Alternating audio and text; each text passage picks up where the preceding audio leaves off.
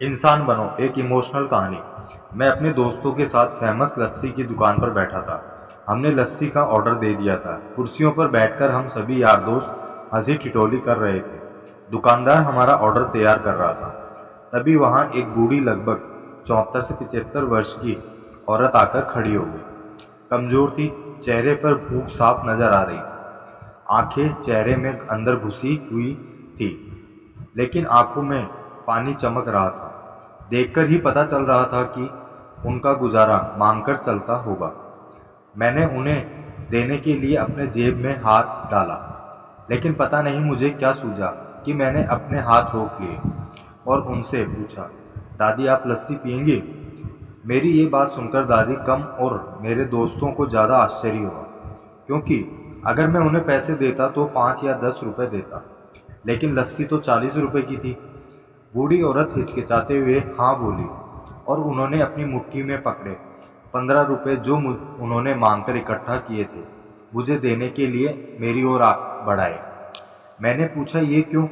तो वो बोली उन्हें अपने पैसों में मिलाकर मेरी लस्सी के पैसे भर दो। उन्हें देखकर मैं भावुक हो तो पहले ही हो गया था, पर उनकी बात सुनकर मेरी आंख और गला भर आया। मैंने दुकानदार को एक लस्सी बढ़ाने के लिए कहा। मैंने दादी के पैसे नहीं लिए, इसलिए उन्होंने अपनी मुट्ठी वापस खींच ली। सबको लस्सी दे दी गई। मैंने अपनी और दादी की लस्सी के गिलास उठाए और एक दादी को दी। मैं और मेरे दोस्त कुर्सी पर बैठे थे और दादी वहीं पर हमारे सामने ज़मीन पर बैठ गई। मैं अपने आप को लाचार और गरीब महसूस करने लगा, क्योंकि दुकानदार, मेरे दोस्त और बाकी के ग्राहक कहीं कुछ बोल ना दे, इसलिए मैंने बेचारी भिखारी दादी को कुर्सी पर बैठने के लिए नहीं कहा। मैं घुटन महसूस करने लगा। मैं कुर्सी से उठा और दादी के पास ज़मीन पर बैठ गया। ऐसा करने के लिए मैं आज़ाद था और इससे किसी को कोई परेशानी हो इसका भी कोई प्रश्न था ही नहीं। मेरे दोस्त बड़ी अजीब नज़रों से मेरी तरफ देख रहे थे। वो कुछ बोल पाते इससे पहले दुकानदार ने दादी को उठाया और कुर्सी पर बिठाया और मेरी तरफ मुस्कुराकर देखते हुए हाथ जोड़कर बोला, साहब ऊपर बैठिए।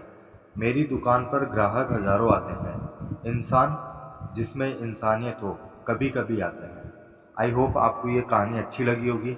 अगर अच्छी लगी हो तो लाइक करें, कमेंट करें, शेयर करें और चैनल पर नए हैं तो चैनल को सब्सक्राइब करना ना भूलें। और अगर आप चाहते हैं कि ऐसी ही कहानी लेके आएँ तो हमें कमेंट ज़रूर करें। Thank you.